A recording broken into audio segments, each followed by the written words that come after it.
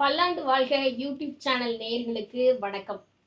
இன்னைக்கு நம்ம கூட சித்த மருத்துவர் டாக்டர் ரோகிணி ராஜா பிஎஸ்எம்எஸ் அவங்க வந்திருக்கிறாங்க. அவங்க கிட்ட இன்னைக்கு ஒரு முக்கியமான விஷயத்த பத்தி நம்ம பேச போறோம். அது முக்கியமான விஷயம் அப்படின்னு சொன்ன உடனேயே என்னதான் இருக்கும் அப்படின்னு சொல்லிட்டு நம்ம எல்லாருக்குமே யோசனை இருக்கும். ஆமாங்க, என்ன அப்படின்னு கேட்டீங்கன்னா, இன்னைக்கு உடல் பருமன் பிரச்சனை அப்படிங்கிறது எல்லாருக்குமே இருக்கு. அதுலயும் குறிப்பா பெண்களுக்கு உடல் எடை கூடுற பருமன், அந்த உடல் பருமன் கூடுற பிரச்சனை வந்து ரொம்ப அதிகமா இருக்கிறதுனால பெண்கள் அதை தேடி எப்படி உடல் எடையை குறைக்கலாம் அப்படின்னு தேடி ஓடிட்டு இருக்கிறாங்க. அதுக்கான தீர்வுகளையும் அதுக்கான ஆலோசனைகளையும் வழங்குறதுக்காக தான் இன்னைக்கு நம்ம கூட பேசுறதுக்காக சித்த மருத்துவர் டாக்டர் ரோகிணி ராஜா பிஎஸ்எம்எஸ் அவங்க வந்திருக்கிறாங்க. வணக்கம். வணக்கம். எப்படி இருக்கீங்க? நல்லா இருக்கேன். உங்கள பார்த்தாலே தெரியுது நல்லா இருக்கீங்கன்னு. ஆனா எங்கள மாரி ஆட்கள் தான் நல்லா இருக்க முடியல. அதாவது உடல் பருமன் பிரச்சனை அப்படிங்கிறது இருக்கு இல்லையா இன்னைக்கு? ஆமா. இன்னைக்கு காலகட்டத்துல பெண்களுக்கு அதிக அளவுல உடல் பருமன் பிரச்சனைங்கிறது இருக்கு. இதுக்கு என்ன காரணம்? முதல்ல உடல் பருமன்னா என்னங்கிறத பார்த்துக்கலாம். உடல் பருமன் அப்படிங்கிறது என்ன அப்படின்னா, அதிகமான கொழுப்பு வந்து நம்ம உடம்புல சதைகள்ல வந்து தங்குறது தான் நம்ம உடல் பருமன் சொல்றோம். ஸோ வந்து ஒருத்தருக்கு உயரத்திற்கு ஏற்ற எடை வந்து நம்மளுக்கு இருக்கணும். ஸோ நார்மலா சொல்லப்போனா, ஒருத்தங்களோட இத வந்து பிஎம்ஐ அப்படிங்கிற அளவீடு மூலமா இத கணக்கிடுவாங்க. பிஎம்ஐ அப்படின்னா பாடி மாஸ் இண்டெக்ஸ்ன்னு சொல்லி. அ ஒருத்தரோட வெயிட்டையும் divided by height into meter squared சொல்லுவோம். இப்போ ஒரு வெயிட் வந்து ஒரு 60 கேஜி இருக்காங்க அப்படின்னா, ஹைட் வந்து ஒரு 165 இருக்காங்க அப்படின்னா, அத வந்து மீட்டர் ஸ்கொயர்ல போடும்போது 1.65 இன்ட்டு 1.65 இத கணக்கிடும்போது எவ்வளோ வருதோ, அதுதான் அவங்களோட பிஎம்ஐ வேல்யூ. ஸோ நார்மலா ஒரு பெர்சனுக்கு வந்து பிஎம்ஐ வேல்யூ வந்து ஒரு 20 டூ 25க்குள்ள இருந்தா அது வந்து ஒரு நார்மல் அவங்க உடல் எடையோட இருக்கிறாங்கங்கிறது அர்த்தம். இப்போ 25 டூ 30 இருக்கிறாங்க அப்படின்னா, அது வந்து பார்டர் லைன்ல இருக்காங்க. கொஞ்சம் ஓவர் வெயிட் அது. ஸோ 35 டூ 40 அப்படின்னா, அவங்களுக்கு வந்து கிரேட் 1 ஒபிசிட்டி. 40 டூ 45 அது வந்து கிரேட் 2 ஒபிசிட்டின்னு சொல்லுவோம். ஏன்னா இன்னைக்கு வந்து உடல் எடைய கவனிக்கிறது இல்ல அப்படின்னு கூட சொல்லலாம். இன்னைக்கு காலகட்டத்துல கால்ல சக்கரத்த கட்டிட்டு ஓடுற மாரி ஆண்களா இருக்கட்டும், பெண்களா இருக்கட்டும், எல்லாருமே வந்து வேலை பளுவ நோக்கி போயிட்டு இருக்காங்க. அலுவலகத்துக்கு போறது இந்த மாரி இருக்கிறாங்க. இந்த காலகட்டத்துல அவங்க நீங்க சொன்ன மாரி அவங்களோட வெயிட் இவ்வளவு இருக்கா? ஹைட் இவ்வளவு இருக்குமாங்கிறத வந்து கவனிக்கிறதே இல்ல. இத பத்தி நீங்க என்ன சொல்றீங்க? இன்னைக்கு இருக்கிற அவசரமான காலகட்டத்தில, அ இன்னைக்கு வந்து பெண்கள் எல்லாம் என்னன்னா, அவங்களோட வேலை பளுவுனாலயும் சரி, வீட்ல இருக்கக்கூடிய பிரச்சனைகள்னாலயும் அவங்களோட உடல்நிலைய கவனிக்காம விட்டுருவாங்க. ஒரு காரணம் என்ன அப்டின்னா, அவங்க இப்போ நெறைய பேர் என்ன அப்டின்னா, காலையில வேலைக்கு போற அவசரத்தில காலையில சாப்பாட சாப்பிடாமயே போயிடுவாங்க. ஸோ காலையில சாப்பாட கண்டிப்பா வந்து ஸ்ப்ளிட் பண்ணாங்க அப்டின்னா, கண்டிப்பா ஒபிசிட்டி உடல் பருமன் வர்றதுக்கான வாய்ப்பு அதிகமா இருக்கு. காலை சாப்பாடு தவிர்த்தா உடல் பருமன் பருமன் கூடும். கூடும். அதிகமாகும். இது எந்த ஏஜ்ல இருந்து எந்த ஏஜ் வரைக்கும்? எல்லார் ஏஜுக்குமே சிறு குழந்தைகள்லேருந்து பெரியவர்கள் வரைக்கும் காலை உணவ தவிர்த்தாங்க அப்டின்னா, கண்டிப்பா அது வந்து உடல் எடை அதிகமாகறதுக்கு வாய்ப்பு இருக்கு. கேட்டுக்கோங்க மக்களே. காலை சாப்பாட தவிர்த்தீங்க அப்படின்னா, கண்டிப்பா நீங்க எடை கூடுவீங்க. உடல் பருமன் அதிகரிக்கும்னு உங்களுக்கு பெரிய அச்சுறுத்தல குடுத்துருக்காங்க. ஐயய்யோ! காலேஜுக்கு போணும் லேட் ஆயிருச்சு. ஐயய்யோ! ஆஃபீஸ்க்கு போணும் லேட் ஆயிருச்சுன்னு சொல்லிட்டு, நெறைய பேரு இன்னைக்கு காலை சாப்பாடு தானே சாப்பிட்டுக்கலாம் அப்படின்னு சொல்லிட்டு போயிர்றாங்க. ஆனா கண்டிப்பா அந்த காலை சாப்பாட நம்ம கண்டிப்பா எடுத்துக்கணும் அப்படிங்கிறத அறிவுறுத்துறாங்க. மரபு ரீதியா உடல் எடை கூடும் அப்படின்னு சொல்லி சொல்றாங்க.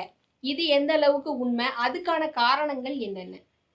மரபு ரீதியா உடல் எடை கூடுங்கிறது தவறான கான்செப்ட். ம். கண்டிப்பா மரபு ரீதியா உடல் எடை கூடுனாலும், அத வந்து குறைக்கிறதுக்கான வழிகள் இருக்கு. ஸோ நம்ம அம்மாக்கு இருக்கு, தாத்தாக்கு இருக்கு, பாட்டிக்கு இருக்கு அப்படின்னு சொல்லிட்டு, நம்மளும் இருப்போம் அப்படின்னு சொல்லிட்டு விடக்கூடாது. நெறைய பேர் சொல்லுவாங்கல்ல, "அப்பனுக்கு பிள்ளை தப்பாம பொறந்திருக்க" அப்படின்னு சொல்லுவாங்க. அது ம். குணத்த வச்சு சொல்லுவாங்க. ஆனா சில குடும்பங்கள்ல பார்த்தீங்கன்னா, அம்மா, அப்பா எல்லாருமே வந்து ஒண்ணு போல வந்து ஒரே உடல் பருமன்லயே இருப்பாங்க.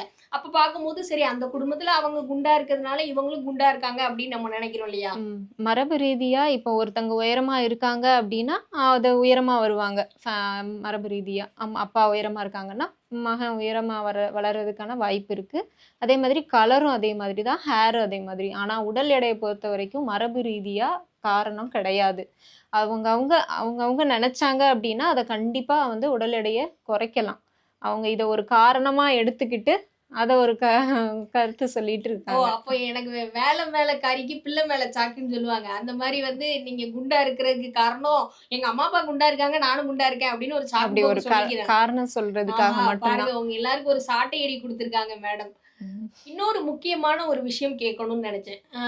ஒரு விளம்பரத்துல கூட சொல்லுவாங்க. "அதிகமா சாப்பிட்டா குண்டாயிருவ" அப்படின்னு சொல்லுவாங்க. உண்மையா வந்து சாப்பாடு அதிகமா எடுத்துக்கிற காரணத்தினால எடை கூடுற பிரச்சனை வருமா? சாப்பாடு அதிகமா எடுத்துக்கிறதுனால உடல் எடை கூடும் அப்படிங்கிறது கிடையாது. அவங்களுக்கு அதுக்கேத்த உடல் உழைப்பு இருந்தாங்க அப்படின்னா பிரச்சனை இல்ல. இப்போ ஒரு சிலர் வந்து ஸ்கூலுக்கு போற குழந்தைங்களுக்கு ஸ்போர்ட்ஸ் டைம்னா ஒரு 1/2 அன் ஹவர் குடுக்குறாங்க அவ்வளோதான். அதுக்கு ஏத்த மாதிரி குழந்தைங்க உணவு எடுத்துக்கிட்டாங்க அப்படின்னா, அது அவங்க விளையாடுற இதுல வந்து அது வந்து கலோரி வந்து ஈக்குவலி. பர்ன் ஆயிடும். ஸோ அது பிரச்சனை இல்ல. அதே மாதிரி இப்போ வேலையே செய்யாம அ அதிகமா சாப்பிட்டோம் அப்படின்னா, அது கண்டிப்பா வந்து எக்ஸ்ட்ரா கொழுப்பா வந்து நம்ம உடம்புல வந்து தங்க ஆரம்பிச்சுரும். ஓ! அதாவது சாப்பிட்டுட்டு எந்த எந்த வேலையும் வேலையும் பார்க்காம செய்யல இருந்தீங்கன்னா. அப்படின்னா.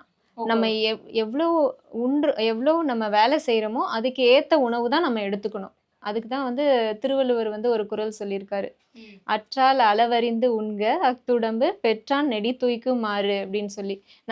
நம்ம எவ்ளோ சாப்பிட்டுருக்கோம், அந்த சாப்பாடு ஜீரணமாயிட்டா அப்படிங்கிறத தெரிஞ்சுட்டு, நம்ம அடுத்த உணவ வந்து நம்ம எடுத்துக்கணும். ஓ! அதாவது சில பேர் வந்து சாப்பிட்டதுக்கு மேலேயே சாப்பிட்டுட்டு இருப்பாங்க. இப்போ ம். ஒண்ணு சாப்பிட்டுருப்பாங்க. அடுத்து கொஞ்சம் ஸ்நாக்ஸ் சாப்பிடுறது, அடுத்து ஃப்ரூட் சாப்பிடுறது, ம். அந்த மாரி எடுத்துக்கிட்டே எடுத்துக்கிட்டே இருக்கக்கூடாது. இருக்கக்கூடாது. ஆமா. அது நீங்க சொன்ன மாரி வீட்ல இருக்கக்கூடிய ஹவுஸ் ஒய்ஃப் இவங்களுக்கு எல்லாருக்குமே வந்து நேரம் போகலன்னா ஸ்நாக்ஸ் சாப்பிடுறதுங்கிற ஒரு பழக்கம் இன்னைக்கு இருக்கு. ம். இது எல்லாமே உடல் எடை கூடுறதுக்கான காரணம். கூடுறதுக்கான வாய்ப்பு வாய்ப்புகள் ஜாஸ்தியா அதிகமா இருக்கு. இருக்கு. இன்னொரு விஷயம் வந்து உங்ககிட்ட கேட்கணும்னு நெனச்சுட்டே இருந்தேன். ஸ்வீட் சாப்பிட்டா எடை கூடுமா? இனிப்பு வந்து கண்டிப்பா கூடும். ஆ ஸ்வீட் நம்ம நெறைய எடுத்துக்கிட்டோம் அப்டின்னா, கண்டிப்பா உடல் எடை கூடும். ஏன்னா, ஆ இ நம்ம நான் இப்ப சொன்ன மாதிரி தான். நம்ம எவ்ளோ எடுத்துக்கிறோமோ, அதுக்கேத்த உடல் உழைப்பு இருந்துட்டா பிரச்சனை இல்ல. இப்ப நம்ம ஒரு ஸ்வீட் சாப்பிடுவோமா நம்ம? ம். இல்ல. கண்டிப்பா சாப்பிட்டுக்கிட்டே தான் ஐயோ! இருப்போம். நான்லாம் நெறைய ஸ்வீட் ஆம். சாப்பிடுவேங்க. இப்போ ஒருத்தங்க வந்து இப்போ பிஸ்கட் ஒரு பாக்கெட் வாங்குறாங்க அப்டின்னா, டிவி பார்த்துட்டு நம்ம சாப்பிடுவோம். நம்ம எவ்ளோ சாப்பிட்டோங்கிறதே தெரியாது. ஸோ சாப்பிட்டுக்கிட்டே இருப்போம். ஒரு பிஸ்கட் பாக்கெட்லயே வந்து 440 கலோரிஸ் வந்து இருக்கும். நான் அது பேன் ஆகுறதுக்கு எப்படியும் ஒரு ஒரு 10 கிலோமீட்டர் நடக்க வேண்டிய ஒரு சூழ்நிலை பிஸ்கட் இருக்கு. பாக்கெட் சாப்பிட்டா 10 10 கிலோமீட்டர் நீங்க கிலோமீட்டருக்கு நடக்கணும் நடக்கணும். கண்டிப்பா. அப்பதான் அந்த நம்ம சாப்பிட்டதுக்கான கலோரி வந்து பேன் ஆகும். இப்போ புரிஞ்சுதா? நெறைய பார்த்தீங்கன்னா, இந்த லட்டு, சாக்லேட்டு இன்னொன்னு இந்த சாக்லேட் சாப்பிட்டா குழந்தைங்களுக்குலாம் எடை கூடும் அப்படின்னு சொல்றாங்க. ஸோ இத மாதிரி ஐட்டங்கள்ஸ் எடுக்கிறது வந்து நல்லதா? ம்ஹ்ம். இல்ல நல்லதில்ல. தவறு. ஏன்னா, இப்போ உள்ள குழந்தைங்களுக்கு எல்லாமே அத குடுத்து பழக்கப்படுத்திட்டாங்க பெற்றோர்கள் எல்லாமே. இப்போ முன்னாலலாம் வந்து பிறந்த நாள் அப்டின்னா நம்ம என்ன பண்ணுவோம்? சர்க்கரை ஸ்வீட் பொங்கல், ரவா கேசரி இந்த மாதிரி தான் நம்ம வந்து செய்வோம். இப்போ என்ன ஆச்சு? லைட்டா ஏதாவது ஒரு பார்ட்டி ஏதாவது ட்ரீட் வைக்கிறதா இருந்தா கூட கேக் கட் பண்ணி தான் இப்ப எல்லாமே பண்றாங்க. ஸோ மாசத்திலேயே ஒரு 5 பார்ட்டியாவது அட்டெண்ட் பண்ணும்போது, அதிகமா அந்த கேக்கு, சாக்லேட்ஸ் இந்த மாதிரி எடுத்துக்கிறதுனால கண்டிப்பா குழந்தைங்களுக்கு வந்து உடல் பருமன் அதிகமாகும். குழந்தைங்களுக்கு எடை போடணும். அதாவது வெயிட்டா இருக்கணும். என் குழந்தையும் நல்லா அமுல் பேபி மாரி கொழு கொழுன்னு இருக்கணும் அப்படிங்கிறதுக்காக, இந்த டார்க் சாக்லேட்ஸ் ஐட்டம்ஸ்லாம் வந்து வாங்கி குடுக்குறாங்க. இன்னைக்கு குழந்தைங்களுக்கு. அது வந்து முற்றிலும் தவறு அப்படின்னு நீங்க சொல்றீங்க. இல்ல டார்க் சாக்லேட் எடுத்துக்கலாம். டார்க் எடுத்துக்கலாமா? சாக்லேட் எடுத்துக்கலாம். அது உடல் பருமன் நம்ம குழந்தைக்கு அதிகமா வேணுங்கிற நெனைக்கிறவங்க எடுத்துக்கலாம். எடுத்துக்கலாம். ஆ. குடுக்கலாம். மத்தபடி மத்த வந்து சாக்லேட்ஸ் வந்து எடுத்துக்க கூடாது. மத்த சாக்லேட்ஸ், ம். ஸ்நாக்ஸ் ஸ்நாக்ஸ் எடுத்துக்கணும். எடுத்துக்க கூடாது.